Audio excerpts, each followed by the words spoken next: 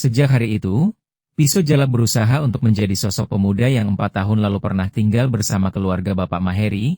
Hari-hari ia lalui dengan penuh semangat dan kebahagiaan.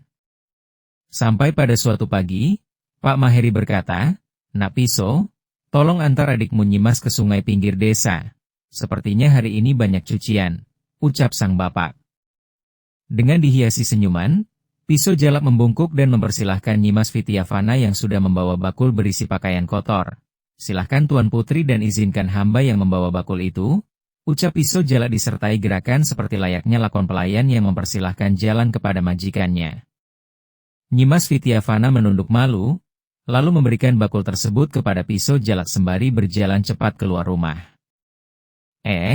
Tuan Putri, jangan cepat-cepat jalannya, nanti jatuh ke sandung loh," teriak Piso Jalak sembari menyusulnya. Pak Maheri hanya geleng-geleng kepala sembari tersenyum memandang keduanya.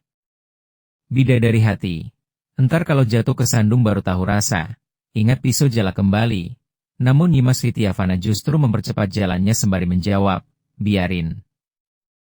Piso Jalak tersenyum, "Entar kalau sudah jatuh pasti mewek, nangis tuh," celetuk Piso Jalak menggoda. Sekali lagi Nyimas menjawab ketus, "Biarin, kan? Ada Mas Piso yang menggendong Nyimas kalau jatuh," ucapnya sembari membayangkan masa kecilnya yang sering digendong Piso Jalak. "Wealah, dulu, kan masih kecil. Lah sekarang Mas Piso yang gak berani dong," jawab Piso Jalak terkekeh-kekeh. Tetapi Nyimas tetap saja menunduk sambil menjawab ketus, "Yaitu, Mas Piso beraninya sama anak kecil," ucapnya. Mendengar itu Piso Jalak langsung tertawa terbahak-bahak. Sesampainya di pinggir sungai pinggiran desa yang jernih airnya, Piso Jalak memberikan bakul pakaian kotor kepada Nyimas.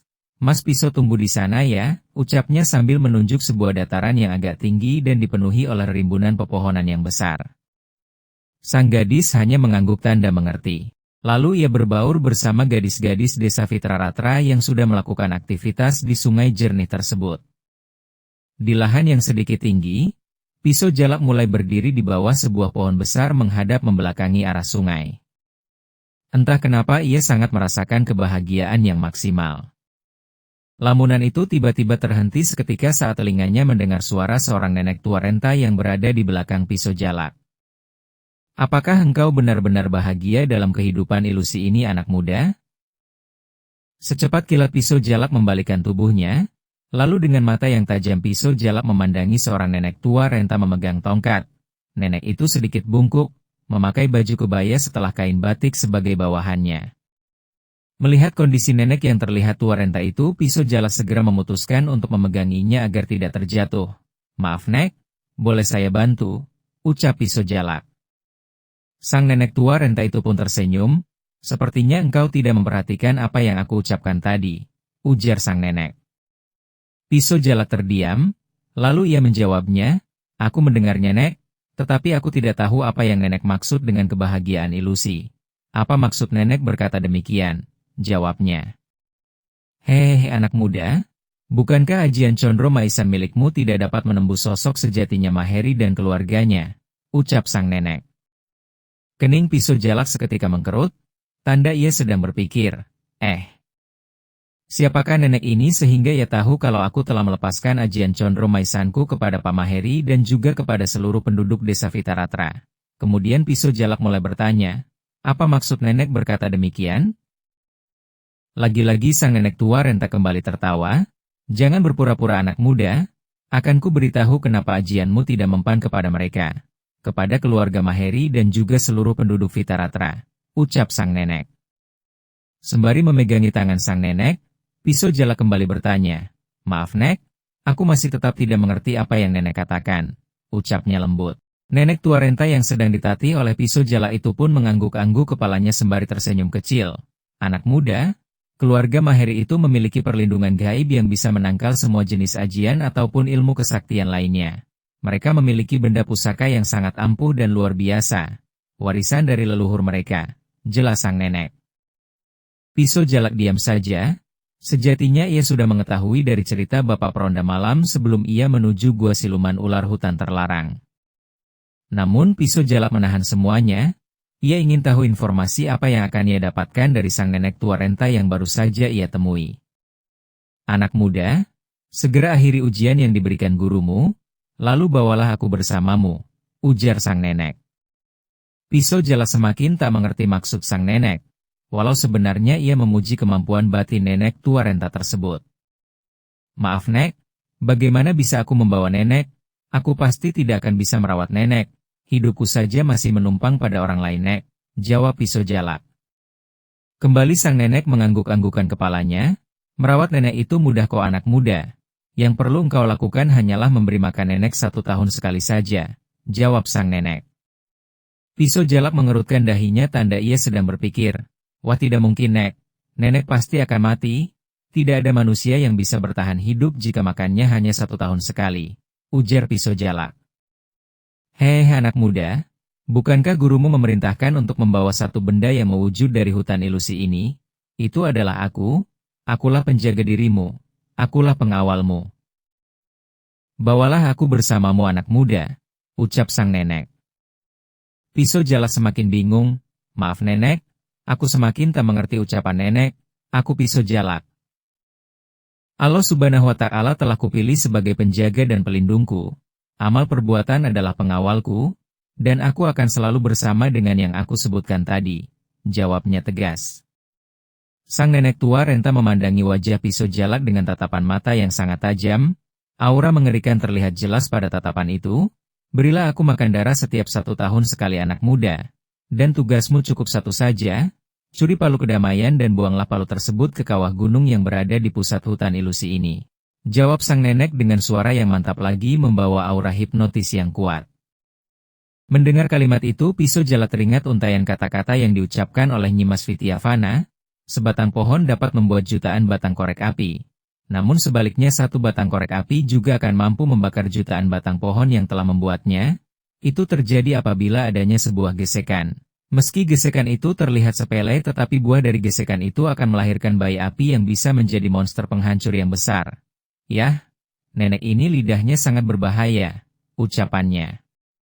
Bagaikan gesekan korek api yang bisa mengeluarkan api kebinasaan, yang bisa membakar apapun juga termasuk kebahagiaan dan kebaikan yang sudah diberikan oleh keluarga Pak Maheri serta warga desa Vitaratra, pikirnya. Maaf nek, aku tidak bisa memenuhi apa yang nenek katakan, jawab Pisau Jalak lembut. Hal itu ia lakukan sebagai tanda bahwa penghormatan yang ia berikan kepada sang nenek lebih besar daripada ketersinggungannya terhadap kata-kata yang diucapkan oleh sang nenek. Mata nenek tua renta di hadapan Pisau Jalak menjadi lebih menyeramkan dari sebelumnya. Sudah aku katakan bahwa aku adalah pelindungmu, pengawalmu. Apabila engkau tak mau melakukannya, maka aku sendiri yang akan melakukannya, ujar sang nenek sedikit membentak.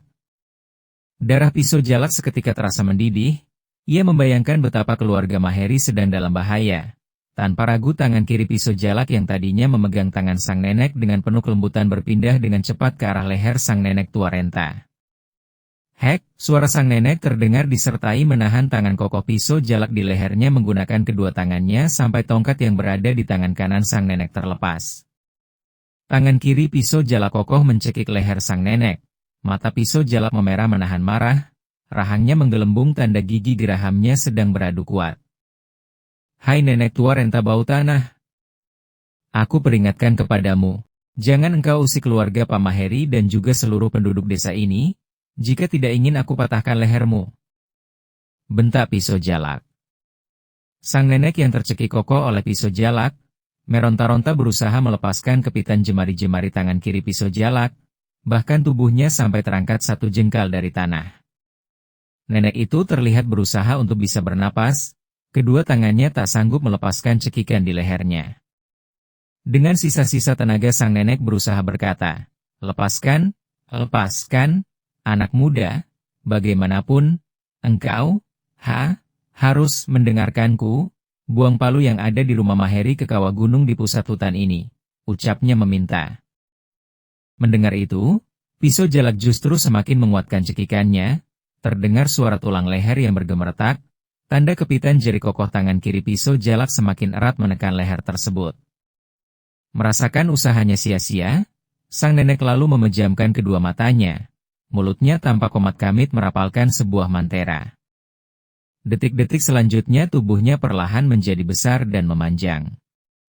Melihat itu, pisau jala semakin meningkatkan tenaganya. Mata tajamnya dengan jelas melihat perubahan fisik sang nenek yang perlahan-lahan mulai berubah menjadi seekor ular sebesar paha orang dewasa. Dengan sigap pisau jala merapatkan tangan kanannya untuk membantu tangan kirinya dalam mencekik leher sang ular. Pisau jalak mulai mengerahkan tenaganya dengan maksimal, itu disebabkan tubuh sang ular sudah mulai membelitnya.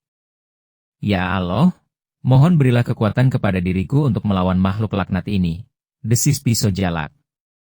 Dengan membaca doa la haula wala quwata illa billah, pisau jalak menekan ular besar itu hingga menyentuh tanah. Dengan demikian cekikannya akan semakin kuat. Mendapatkan posisi yang tidak menguntungkan, ular sebesar paha orang dewasa itu pun mengeluarkan desis yang panjang. Sejurus kemudian ular itu tampak mengecil dan mengeras, perlahan-lahan tubuhnya mengecil sampai sepanjang 1 jengkal saja. Pisau jalak tampak terbelalak melihat kejadian ganjil di depannya. Ular yang tadi ia cekik ini berubah menjadi satu benda unik. Ya, saat ini yang berada dalam genggaman kedua tangannya adalah sebuah keris dengan wesi aji berwarna hitam bermotif naga versi Jawa tanpa warangka. Masya Allah, apakah ini? Ucap pisau jalak dalam hati. Apakah benar ia yang aku cari? Apakah benar ini yang diucapkan oleh guru? Bawalah benda yang mewujud dari dalam hutan ilusi.